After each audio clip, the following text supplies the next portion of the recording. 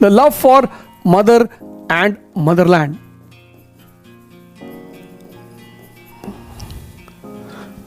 वैसे भी जो लोग अपने माँ बाप की इज्जत नहीं करते और जो लोग अपने माँ बाप की सेवा नहीं करते हैं, उनका मनुष्य होना बेकार है, बेकार ही है।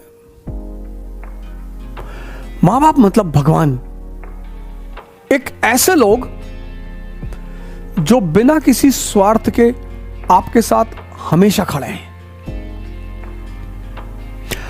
उनके अलावा दुनिया में जो भी आदमी आपके साथ खड़ा है उसका स्वार्थ है, कोई भी। अपवाद हो सकता है पर वो अपवाद ही होगा। लेकिन हमारी एक साइकोलॉजिकल आदत है कि जो लोग हमें ज्यादा सम्मान करते हैं, ज्यादा इज्जत देते हैं और बिना कारण करते हैं, हम उनको निग्लेक्ट करते हैं, हम उनको निग्लेक्ट करते हैं। ये हमारी आदत है, ये भारतीयों की बहुत गंदी आदत है।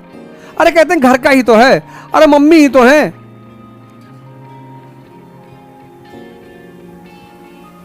एक दिन गांधी जी ने बड़ी अच्छी जीवनी लिखी, जीवनी की टाइटल लिखी, माय एक्सपेरिमेंट्स विथ ट्रुथ। और मुझे लगता है कि जीवन में हर व्यक्ति को एक्सपेरिमेंट्स करते ही रहने चाहिए।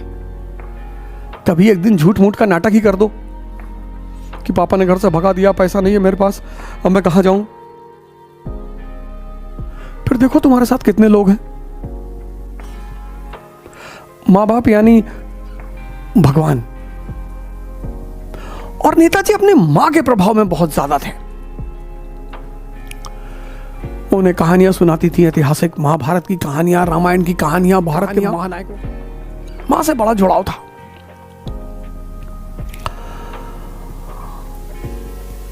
अब जानकीनाथ बसु पिताजी तो चाहते थे कि बेटा आईएएस बने, रॉब मिले, पद मिले, सम्मान मिले। मान के मां प्रभावती दत्त, दो लोगों से बड़ा स्नेह रहा उनको, एक अपने बड़े भाई से और एक अपनी मां से। स्नेह तो सबसे रहा, लेकिन दो लोगों से बड़े प्रभावित रहे वो।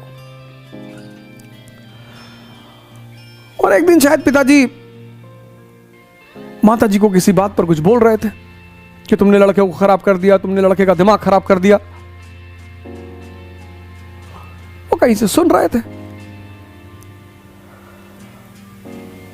तो उन्होंने बाद में अपनी माता जी से पूछा कि राय साहब नाराज हो रहे थे, क्यों?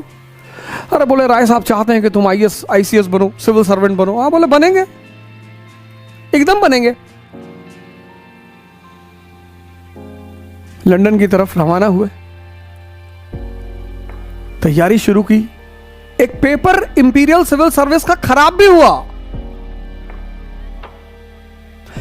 एक पेपर इंपीरियल सिविल सर्विस का खराब हो गया, 100 नंबर का पेपर,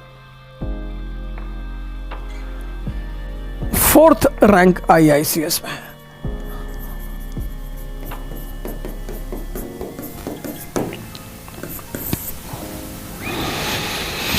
(1920) 1920 4th रैंक। एक कहानी बड़ी प्रचलित है उनके इंटरव्यू को लेकर, बड़ी प्रचलित है। मैंने कई बार उस कहानी का उल्लेख भी किया है कि जब वो इंटरव्यू देने गए तो बोर्ड मेंबर ने कहा कि mister Bose you are comfortable in which language. बोले सर आप अपनी लैंग्वेज बताओ।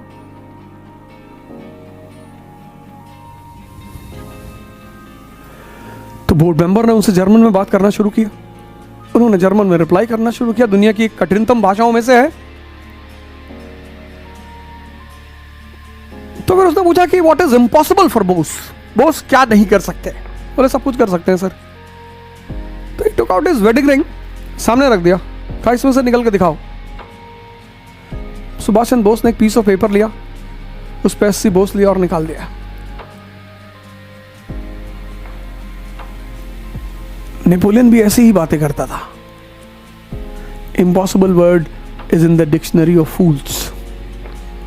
और ये जो एक्स्ट्रा क्वालिटीज आपके व्यक्तित्व में पैदा होती हैं, ये कहीं से नहीं आती, ये आपके अंदर भी हैं। एक होता है मन द्वारा संचालन, एक होता है विवेक, विजडम। बहुत सारे लोग मुझसे पूछते हैं कि आप बार बार साहब कहते हो ध्यान करो ध्यान करो, ध्यान से क्या पैदा होता है? ध्यान से विजडम पैदा होता है।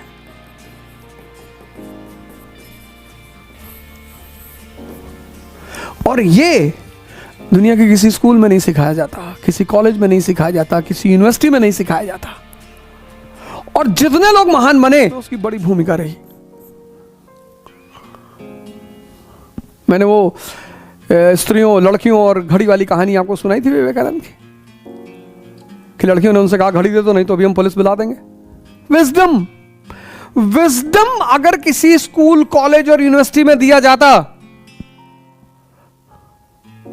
तो फिर वही बात, अमीर हमेशा अमीर ही रहते, राजा हमेशा राजा ही रहता। ये जो विजडम है ना, विजडम, ये ध्यान का परिणाम है।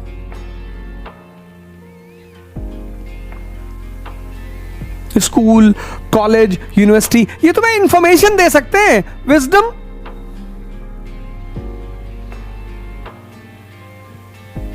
विजडम नहीं दे सकते।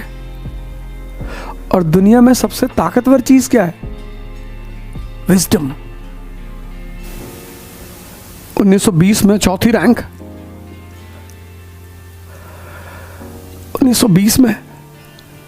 आज डीएम का इतना रुतबा है, आज सिविल सर्वेंट का इतना रुतबा है कि इस देश की आधा से ज्यादा आबादी आईएएस बनने के लिए मरी जा रही है।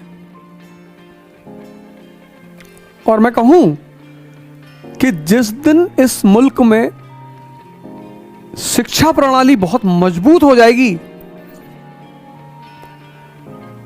लोगों का सिविल सेवा के प्रति रुझान कम हो जाएगा। 90% लोग सिविल सेवा में शक्ति और धन की वजह से जाना चाहते हैं। आज कौन सर्विस करने जाना चाह रहा है? और उसकी वजह सिर्फ इतनी है कि भारत का प्रेजेंट शैक्षिक स्तर बहुत लो है। क्योंकि जिसके अंदर भी भगवान बनने की क्षमता है, वो नौकर बनकर कभी खुश नहीं हो सकता। 4th rank, 4th imperial civil service 1921 में रिजाइन कर दिया। किसके लिए? मदरलैंड के लिए। पराक्रम, एक होती बहादुरी, एक होता पराक्रम। पहलवानों में भी बहादुरी है, पराक्रम। एक बहुत बड़े उद्देश्य के लिए किया गया त्याग, सबके बस की बात नहीं है। पराक्रम, बहादुरी मतलब शेर से लड़का उठा के पटक दिया शेर को, वो पराक्रम नहीं है। पराक्रम मतलब एक बहुत विशाल उद्देश्य के लिए किया गया त्याग।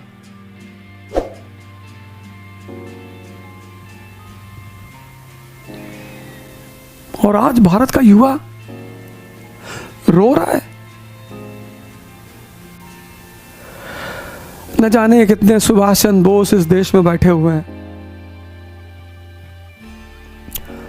उनको जरूरत किसकी है?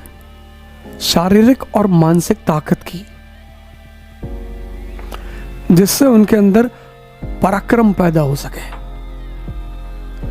जिससे वो बड़े बड़े उद्देश्यों के लिए त्याग कर सके, छोटी छोटी चीजों का।